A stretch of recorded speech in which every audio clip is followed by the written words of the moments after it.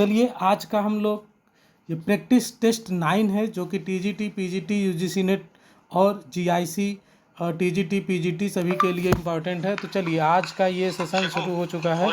तो एक बार आप लोग जो है कमेंट करके बताइए कि वॉइस मेरी आ रही है या नहीं आ रही है। ठीक है, तो चलिए आज का जो पहला क्वेश्चन है वो आपकी स्क्रीन पे आ चुका है। आप लोग जल्दी से इस प्रश्न का उत्तर दिए। ठीक है, एक सेकेंड। चलिए इसका आंसर आप लोग फटाफट दीजिए और एक बार कमेंट बॉक्स में बताइए कि मेरी वॉइस क्लियर आ रही है या नहीं आ रही है।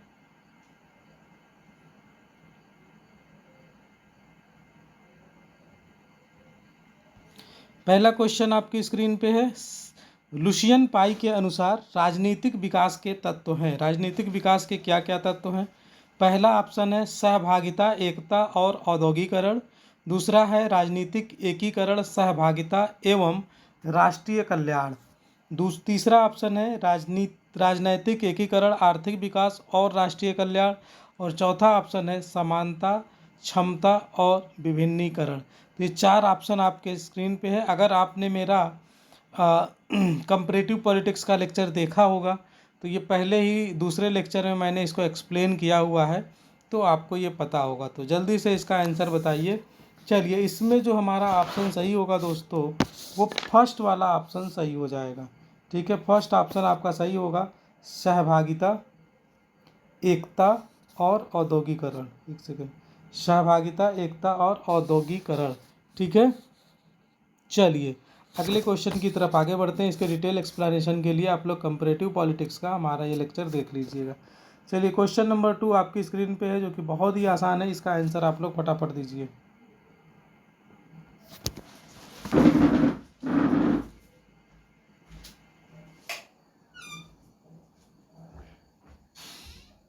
प्रियंका, प्रियंका, पासवर्ड बता जल्दी से।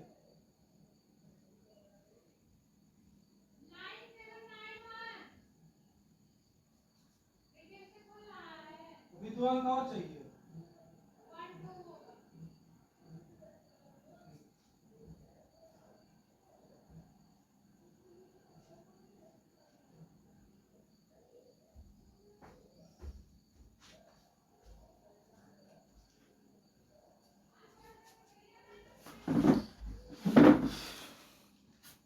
तो चलिए इस क्वेश्चन का आंसर इस क्वेश्चन का आंसर जो दोस्तों होगा, इस क्वेश्चन का आंसर होगा, इस क्वेश्चन का आंसर होगा डी। संसदीय सरकार में प्रधानमंत्री और मंत्रिपरिषद पद पर रह सकते हैं। कब तक रह सकते हैं? जब तक कि विधान पालिका के निम्न सदन का विश्वास प्राप्त हो।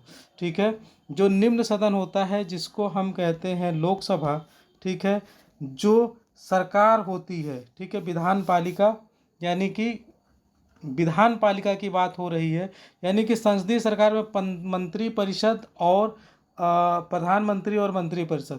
तो ये जो निम्न सदन होता है, अगर हम केंद्र सरकार की बात करें तो यहाँ पे निम्न सदन होता है दोस्तों लोकसभा। और जब आप बात करते हैं राज्यों की, तो राज्यों में जो निम्न सदन होता है वो क्या होता है? विधानसभा, यानी कि विधान पालिका का जो निम्न सदन होता है उसमें जब तक बहुमत होता है तभी तक जो सरकार है वो अपने पद पर रह सकती है, मंत्रिपरिषद तभी तक अपने पद पर रह सकता है। चलिए क्वेश्चन नंबर 3 आपकी स्क्रीन पे आ गया। संसदात्मक व्यवस्था में निम्न सदन के प्रति प्रधानमंत्री की जवाबदेही है। प्रत्यक्ष और निरंतर, अप्रत्यक्ष, कभी कभी, केवल निम्न सदन की बैठकों के दौरान। तो जल्दी से कमेंट बॉक्स में आंसर दीजिए आप लोग, इसमें कौन सा होगा?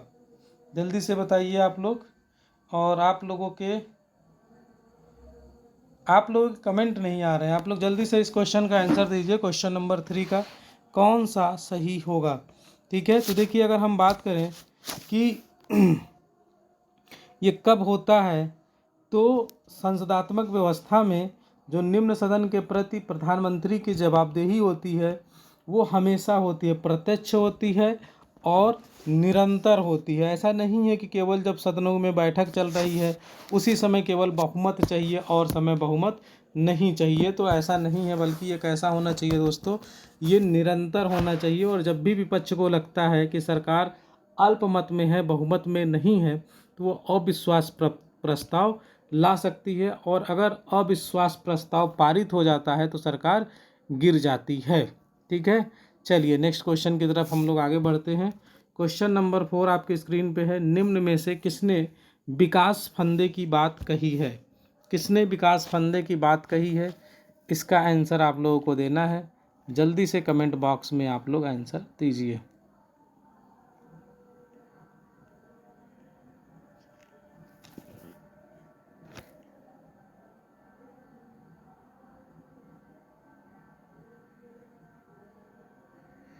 तो विकास फंदे की बात दोस्तों किसने कही है?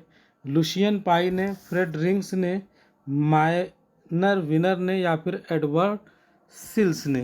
तो 4 ऑप्शन आपके सामने हैं, तो इसका आंसर हो जाएगा 4, एडवर्ड सिल्स ने। ठीक है, इसमें क्या है तो देखिए, उत्तर औपनिवेशिक युग पर अपने विचार प्रस्तुत करते हुए फ्रेडरिक्स ने कहा है कि विकास की पश्चिमी होड़ में 9 स्वतंत्र राष्ट्र विकसित राष्ट्र बनने के लिए अपने प्राकृतिक संसाधनों का इसमें जो है आंसर जो हमारा होगा वो फ्रेडरिक्स होगा। फ्रेडरिक्स ने उत्तर औपनिवेशिक युग में अपने विचार प्रस्तुत करते हुए फ्रेडरिक्स ने कहा है कि विकास की पश्चिमी होड़ में 9 स्वतंत्र राष्ट्र विकसित राष्ट्र बनने के लिए अपने प्राकृतिक संसाधनों का भरपूर दोहन करते हैं। इस प्रक्रिया में इन राष्ट्रों का और अधिक शोषण होता है और वे निरंतर गरीब बने रहते हैं। तो अब देखिए इसमें क्या होता है कि जो विकसित राज्य होते हैं वो जो अविकसित राज्य हैं, ठीक है, तो इनसे क्या करते हैं कि इनके जो रिसोर्स होते हैं इनका खूब यूज करते हैं वो। ठीक है, तो जब इनका खूब यूज करते हैं, इनका एक्सप्लॉयटेशन करते हैं, तो जो गरीब राज्य है वो गरीब ही बने रहते हैं, और जो विकसित राज्य हैं वो और विकसित बने रहते हैं। तो इस तरह से इन जो डेवलपिंग कंट्री हैं, जो गरीब राज्य होते हैं, उनका शोषण भी होता रहता है। चलिए अगले क्वेश्चन की तरफ आगे बढ़ते हैं। क्वेश्चन नंबर 5 आपकी स्क्रीन पे है। निम्नलिखित में से राजनीतिक दलों का माना हुआ विश्लेषण कौन है? राजनीतिक दलों का माना हुआ विश्लेषण कौन है, ये आपको बताना है। लासवेल, लास्की, हॉटिंगटन या फिर डुअर्चर? तो इसमें बताना है कि राजनीतिक दलों का माना हुआ विश्लेषण कौन है। तो इसमें हमारा जो ऑप्शन सही हो जाएगा दोस्तों, वो सही हो जाएगा, आंसर डी सही होगा। डुअर्चर ने कहा है राजनीतिक दलों का माना हुआ विश्लेषण कौन है, तो वो हैं डुअर्चर। ठीक है, और दलीय संरचना का विश्लेषण करते हुए डुअर्चर ने 4 प्रकार के राजनीतिक दलों की पहचान की है, और वो 4 प्रकार कौन कौन से हैं? गुट बैठक है, दूसरा शाखा दल है, तीसरा कोशिका दल है, और चौथा है नागरिक सेना। तो इन चारों को आप लोग याद कर लीजिए। 4 दल के डिवीज़न इन्होंने किया है, गुट बैठक, शाखा दल, कोशिका दल और नागरिक सेना। चलिए अगले क्वेश्चन की तरफ आगे बढ़ते हैं। क्वेश्चन नंबर 6 आपके स्क्रीन पे है। निम्नलिखित में से एस्पेक्ट ऑफ पॉलिटिकल डेवलपमेंट का लेखक कौन है? एस्पेक्ट ऑफ पॉलिटिकल डेवलपमेंट का लेखक कौन है? ऑप्शन है लुशियन पाई, डेविड ईस्टन, लास्की या फिर डेविड एप्टर। 4 ऑप्शन आपके सामने हैं, तो इसमें हमारा ऑप्शन ए सही है, लुशियन पाई। ठीक है, लुशियन पाई ने विकास की संकल्पना का प्रयोग किया है, और ये विकास की संकल्पना का प्रयोग करने वाले विचारकों में अग्रणी हैं। ठीक है, लुशियन पाई ये डेवलपमेंट की बात करते हैं, विकास की संकल्पना का प्रयोग करने वाले विचारकों में अग्रणी हैं, और इन्होंने 1963 में, ठीक है, प्रारंभ किया था, और इन्होंने सांस्कृतिक विवरण के संदर्भ में राजनीतिक विकास के बारे में पुराने प्रतिमानों को नए प्रतिमानों के साथ अनुकूलित किया है। चलिए नेक्स्ट क्वेश्चन देखते हैं हम लोग। नेक्स्ट क्वेश्चन है आपकी स्क्रीन पे। निम्न में से किसने राजनैतिक पतन के बारे में कहा है? राजनैतिक पतन के बारे में किसने कहा है, इसका आंसर आप लोगों को देना है।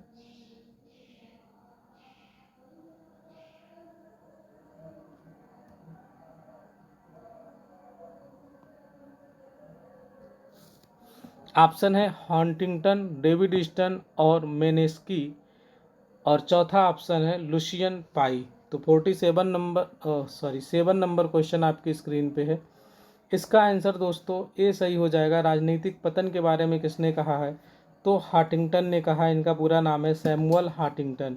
इन्होंने पॉलिटिकल आर्डर इन चेंजिंग सोसाइटी, इनकी बुक आई थी 1968 में, पॉलिटिकल आर्डर इन चेंजिंग सोसाइटी। और इसमें इन्होंने यह तर्क दिया है कि राजनीतिक विकास का मुख्य लक्षण राजनीतिक व्यवस्था है और इसमें मुख्य बाधा राजनीतिक अव्यवस्था से पैदा होती है, जिसे इन्होंने राजनीतिक घास की संज्ञा दी है।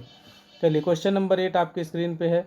हर्बर्ट मॉरिसन के अनुसार नौकरशाही की देन, नौकरशाही देन है। नौकरशाही किसकी देन है ये आपको बताना है हर्बर्ट मॉरिसन के अनुसार। तो इसमें कौन सा सही हो जाएगा दोस्तों? ऑप्शन है राजतंत्र, दूसरा है संघवाद, तीसरा है तानाशाही की और चौथा है संसदीय लोकतंत्र की। तो 48 में डी सही हो जाएगा। नौकरशाही किसकी देन है? तो संसदीय लोकतंत्र की देन है। और ये किसने कहा है? हर्बर्ट मॉरिसन ने कहा है।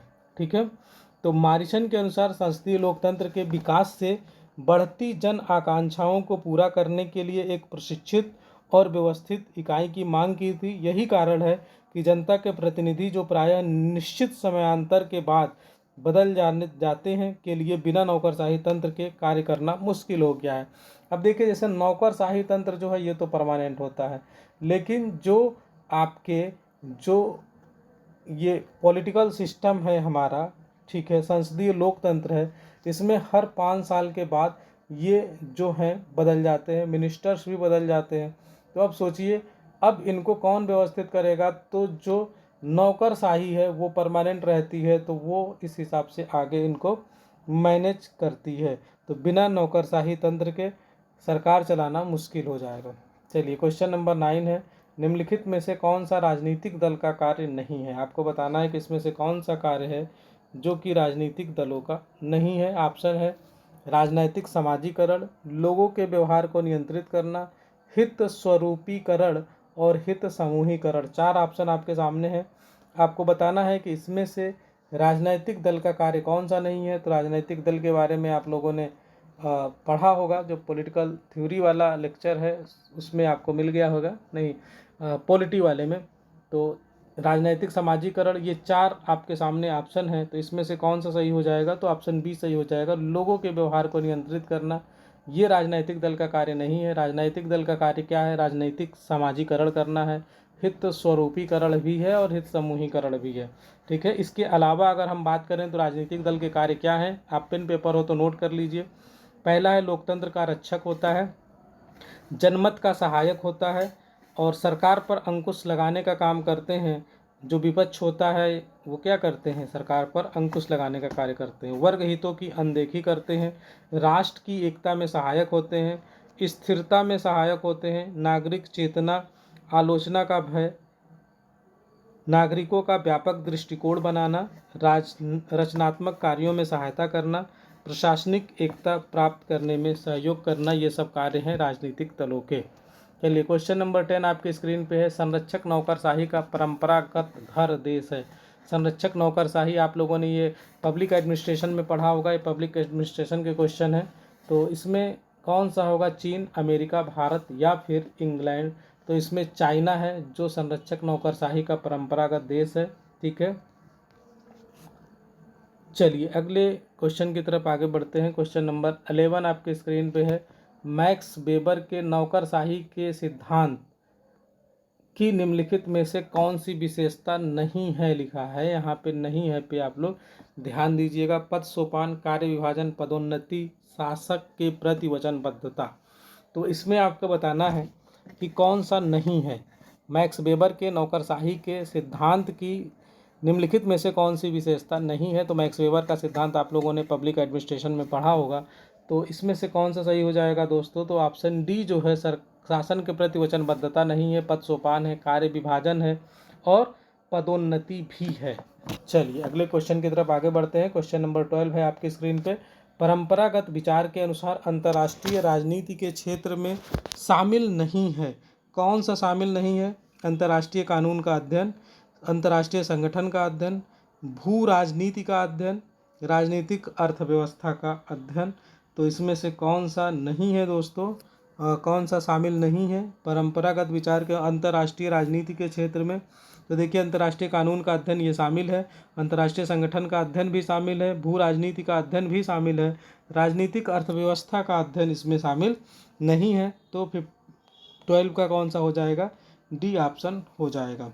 चलिए अगले क्वेश्चन की तरफ आगे बढ़ते हैं। क्वेश्चन नंबर 13 है, निम्नलिखित में से किसने अंतर्राष्ट्रीय राजनीति और अंतर्राष्ट्रीय संबंधों के शब्दों का एक दूसरे के स्थान पर प्रयोग किया है।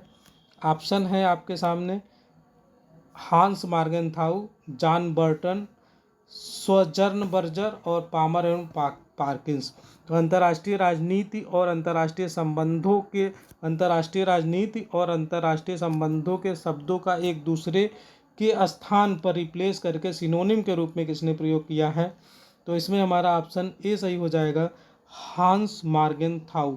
तो ये भी अंतर्राष्ट्रीय राजनीति का जो हमारा लेक्चर है उसमें मैंने इसको बहुत डिटेल में समझा रखा है, तो इसको आप लोग वहाँ से जाके पढ़ सकते हैं। देखिए हांस मार्गेनथाउ और केनेथ वार्ड जो थे, ये जो दोनों विद्वान थे, अंतर्राष्ट्रीय राजनीति और अंतर्राष्ट्रीय संबंध जैसे शब्दों का प्रयोग एक दूसरे के लिए बदल बदल कर करते हैं, और इनके विचार में अंतर्राष्ट्रीय राजनीति अंतर्राष्ट्रीय संबंधों का अटूट अंग है।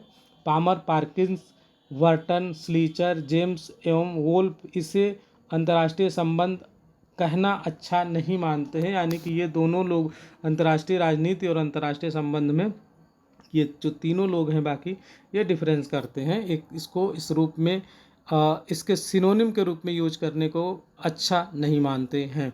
चलिए क्वेश्चन नंबर 14 आपकी स्क्रीन पे है, निम्नलिखित में से कौन सा विवादों के शांतिपूर्ण समझौते का तरीका नहीं है।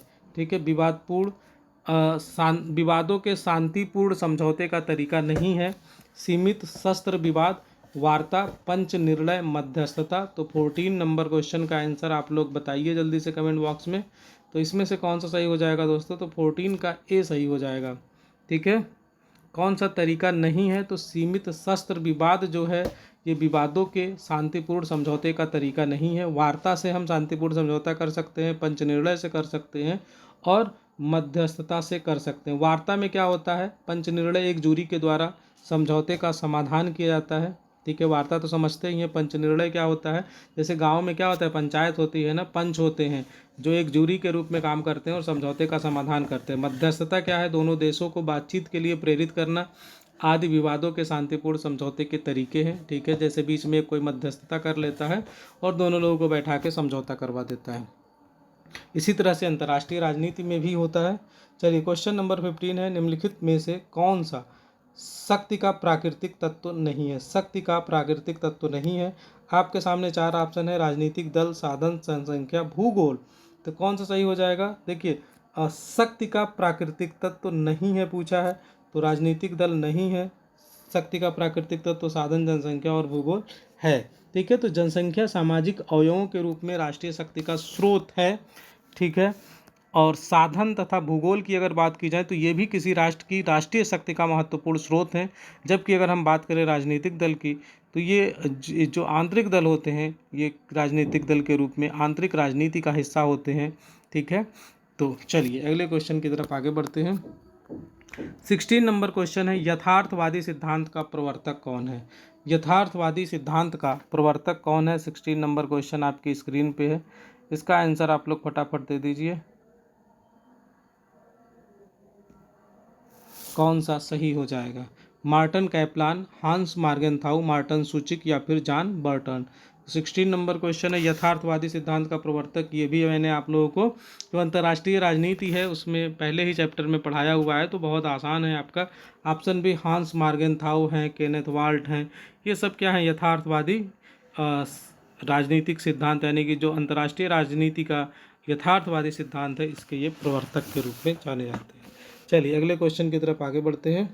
क्वेश्चन नंबर 17 है, निम्नलिखित में से कौन सा कथन सही नहीं है। ठीक है, नहीं है पे विशेष ध्यान होना चाहिए। राज्य अमूर्त तथा सरकार मूर्त है। समाज राज्य के व्यापक है। सरकार राज्य की अभिकर्ता है। राज्य की सदस्यता ऐच्छिक है। 4 ऑप्शन आपकी स्क्रीन पे हैं, इसमें से कौन सा सही हो जाएगा ये आपको बताना है। तो इसमें दोस्तों कौन सा सही हो जाएगा, तो इसमें ऑप्शन डी सही हो जाएगा। निम्नलिखित में से कौन सा कथन सही नहीं है पूछा है, नहीं है, तो ये वाला जो है सही नहीं है। बाकी ये तीनों सही है। राज्य अमूर्त तथा सरकार मूर्त है, समाज राज्य के व्यापक है, सरकार राज्य की अभिकर्ता है और राज्य की सदस्यता ऐच्छिक है। चलिए क्वेश्चन नंबर 18 आपकी स्क्रीन पे है, इसमें से कौन सा राज्य नहीं है आपको बताना है, तो ये आप लोग जल्दी से बताइए। आपके सामने 4 ऑप्शन है, तो राज्य के लिए क्या क्या होना चाहिए आप लोगों को बेहतर तरीके से पता है, ठीक है। तो कौन सा राज्य नहीं है, फ्रांस, ऑस्ट्रेलिया, गाम्बिया या फिर न्यूयॉर्क। तो देखिए दोस्तों, इसमें फ्रांस, ऑस्ट्रेलिया, गाम्बिया ये तो तीनों राज्य हैं और न्यूयॉर्क एक सिटी है, ठीक है, कैपिटल है, तो ये आपका राज्य नहीं है, ठीक है। जल्दी से ज़रा कमेंट बॉक्स में बताइए कि राज्य के लिए आवश्यक तत्व कौन कौन से हैं। क्वेश्चन नंबर 19 का आंसर दीजिए आप लोग। जिस राजनीतिक दार्शनिक ने सर्वप्रथम राजनीति शास्त्र में आधुनिक राज्य की अवधारणा को प्रस्तुत किया वह था, कौन था बताइए। जिस राजनीतिक दार्शनिक ने सर्वप्रथम राजनीति शास्त्र में आधुनिक राज्य की अवधारणा को प्रस्तुत किया था वह कौन था। ऑप्शन है प्लेटो, अरस्तु, मैकियावेली या फिर हॉब्स। तो इसमें से कौन सा ऑप्शन सही हो जाएगा, तो ये आप सभी लोगों को पता है, ऑप्शन बी सही होगा, अरस्तु। अरस्तु के राज्य संबंधी विचार इतने सुव्यवस्थित हैं कि लगभग 2500 वर्ष बाद भी आज उनकी प्रामाणिकता स्वीकार किया जाता है। उसके राज्य संबंधी इन सिद्धांतों के कारण ही उसे राजनीति के नवीन विज्ञान का प्रतिपादक माना जाता है। चलिए क्वेश्चन नंबर 20 आपकी स्क्रीन पे है, बहुत ही अच्छा क्वेश्चन है, बेहतरीन क्वेश्चन है। चलिए इसका आप लोग आंसर देने का प्रयास करें, एक बार अच्छे से पढ़िए। इसमें 2 सूची दी हुई है, इसको सुमेलित करना है कि कौन क्या कहता है, इससे आपके कई क्वेश्चन तैयार हो जाएंगे। तो इसमें बताइए आप लोग, राज्य दमन का एक कृत्रिम चक्र है, राज्य एक जीवधारी है, राज्य पूर्ण नैतिक विकास की आवश्यक परिस्थितियों का सृजन करता है, राज्य एक आवश्यक बुराई है।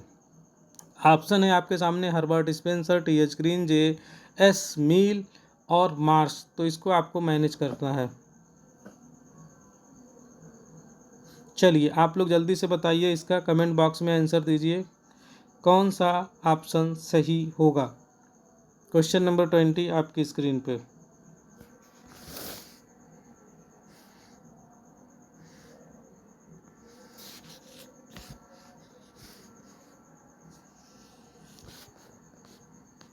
तो देखिए इसमें दोस्तों कौन सा सही हो जाएगा, इसमें हमारा ऑप्शन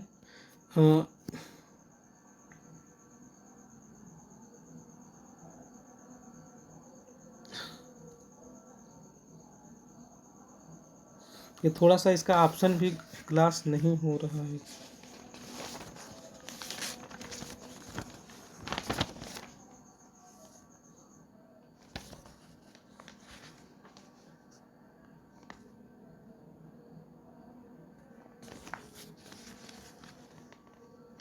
ये थोड़ा सा ऑप्शन दोस्तों इसमें मिस्टेक हो गया है, ये पहला वाला ए है, दूसरा वाला बी है, ठीक है, और ये ऑप्शन सी है और ये ऑप्शन डी है। तो इस तरह से आप लोग देख लीजिएगा। तो ये क्वेश्चन नंबर 60 है आपकी स्क्रीन पे, और 60 का आंसर देखिए, इसमें हमारा ऑप्शन कौन सा सही होगा। इसमें देखिए राज्य दमन का एक कृत्रिम चक्र है, ठीक है। तो ये किसने कहा है, तो ये आप लोगों को पता है कि ये किसका स्टेटमेंट है दोस्तों, ये मार्क्स का स्टेटमेंट है, ठीक है। ये किसका स्टेटमेंट है, ये मार्क्स का स्टेटमेंट है, तो इसको आप मार्क्स से मैच कर दीजिए। राज्य एक जीवधारी है, ये किसने कहा है, तो ये कहा है हर्बर्ट स्पेंसर ने। किसने कहा है, हर्बर्ट स्पेंसर ने कहा हुआ है। और राज्य पूर्ण नैतिक विकास की आवश्यक परिस्थितियों का सृजन करता है, ये किसने कहा है, तो ये कहा है दोस्तों ग्रीन ने कहा हुआ है, तो इसको आप ग्रीन से मैच कर दीजिए। और ऑप्शन डी राज्य एक आवश्यक बुराई है, राज्य एक आवश्यक बुराई है, ये किसने कहा है, तो ये कहा है जे.एस. मिल ने। तो इस तरह से हमारा ऑप्शन जो सही होगा वो ऑप्शन बी वाला सही हो जाएगा, ये ऑप्शन आपका सही हो जाएगा, ठीक है। चलिए अगले क्वेश्चन की तरफ हम लोग आगे बढ़ते हैं।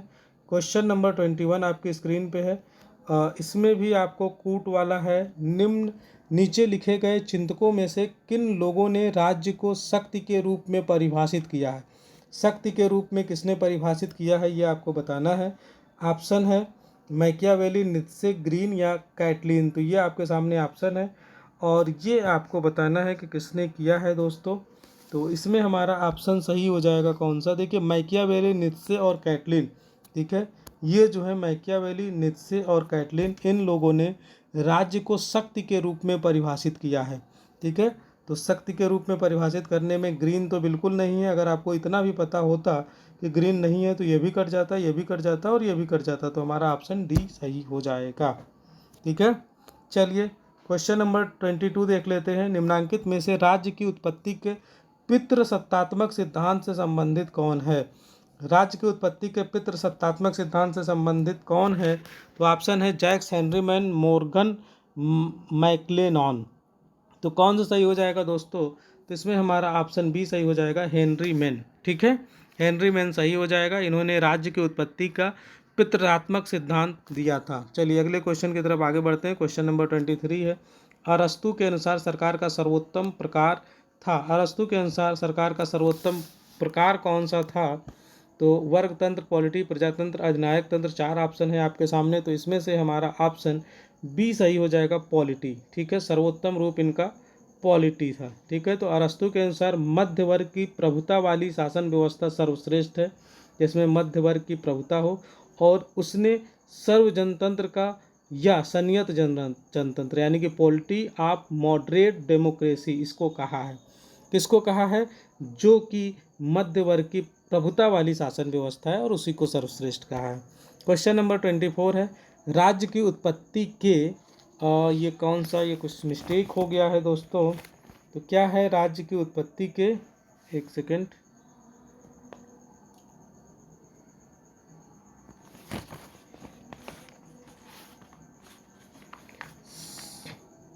सावयववादी सिद्धांत में किसका नाम संबद्ध है? हॉब्स, मैकाइबर, लास्की या फिर हर्बर्ट स्पेंसर।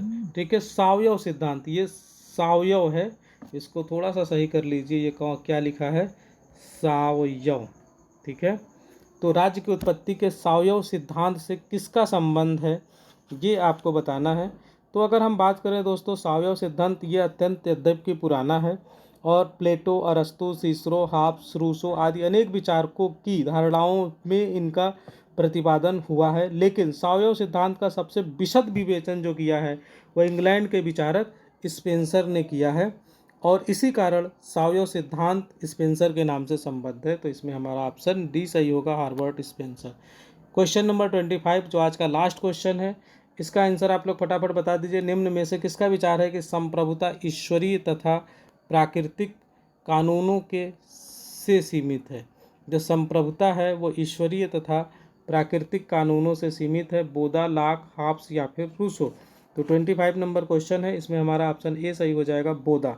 बोदा ने इस बात में कोई संदेह नहीं कहा था कि प्रभु, ठीक है, यानी कि जो बोधा था ना, बोधा को इस बात में कोई संदेह नहीं था कि जो प्रभुसत्ता है, संप्रभुता है, वो ईश्वर की विधि तथा प्रकृति की विधि से बंधा हुआ है। यद्यपि बोधा ने विधि को प्रभु की इच्छा का कार्य बताया है, लेकिन बोधा का जो यह विचार है कदापि नहीं था कि प्रभुसत्ता केवल आदेश के द्वारा ही अधिकार का निर्माण कर सकता है। देखिए बोधा ने क्या किया था, इसके पहले जो प्रभुसत्ता के बारे में डिफिनीशन थी उन सभी बंधनों से मुक्त कर दिया था। किसने? बोधा ने।